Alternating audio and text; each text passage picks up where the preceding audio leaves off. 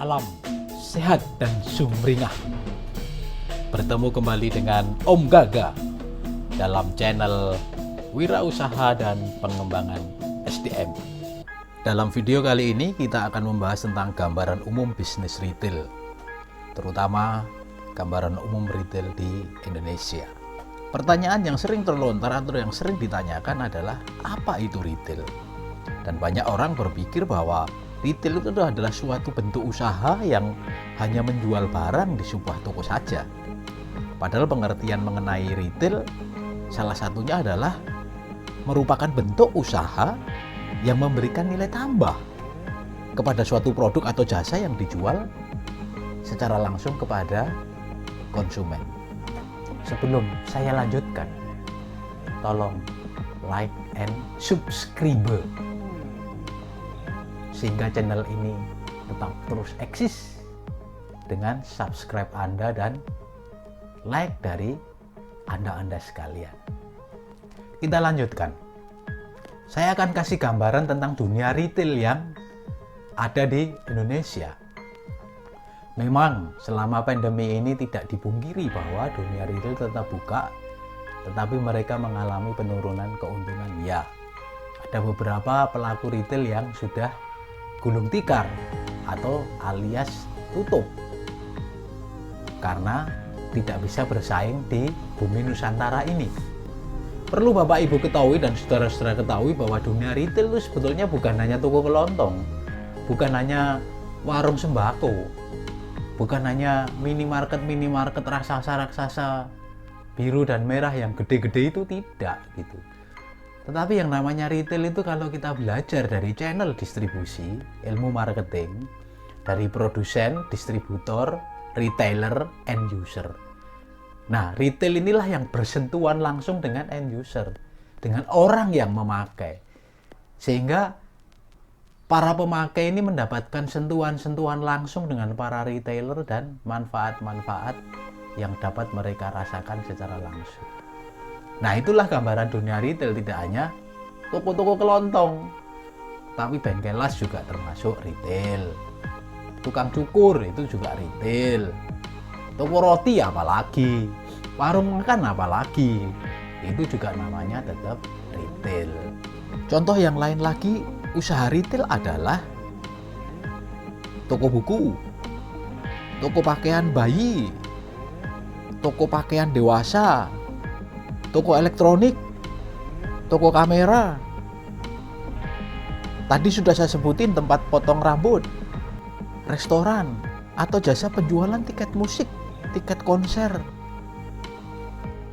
Kemudian ada juga supermarket, department store, dan lain-lain sebagainya.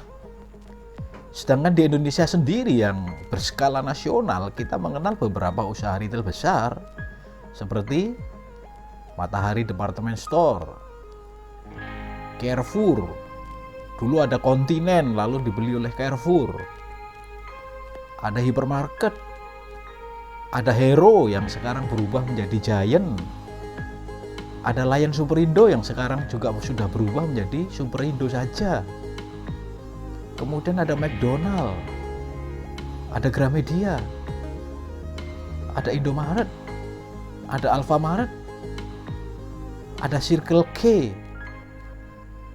Kalau di Yogyakarta ada juga Mirota, ada Toko Mitra, ada Toko Pamela, ada Gardena, ada Intisari, dan toko-toko individual lainnya yang tersebar di kota Jogja ini.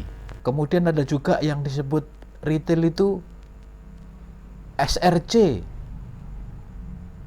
atau DJP. SRC itu warung yang dikonvert menjadi minimarket oleh Sampurna Retail Community. Atau DJP juga sama, yang memprakarsai adalah kelompok grup Jarum.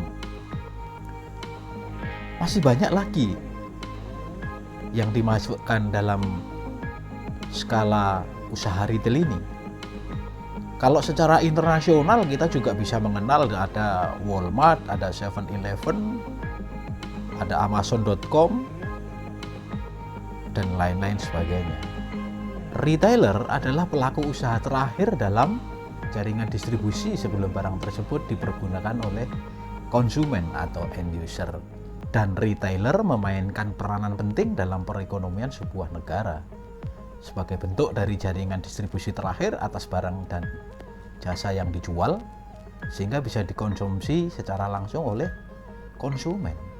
Sebagai saluran terakhir dalam pendistribusian barang dari pabrik ke konsumen, maka beberapa fungsi retailer antara lain adalah: satu, menyediakan barang dan jasa, yaitu dengan variasi merek, ukuran, warna, dan cita rasa yang bervariasi, sehingga konsumen mempunyai sejumlah alternatif pilihan yang disesuaikan dengan kebutuhannya.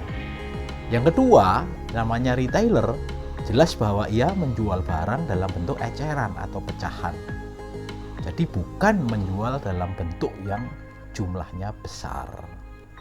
Yang ketiga adalah menyediakan stok. Retailer harus selalu menjaga ketersediaan stok barang yang dijual, barang dagangannya, sehingga pada saat konsumen membutuhkan barang itu selalu tersedia. Oleh karena itu, retailer harus benar-benar memahami kapan saatnya menaikkan stok dan kapan waktunya melakukan permintaan barang kepada distributor atau supplier.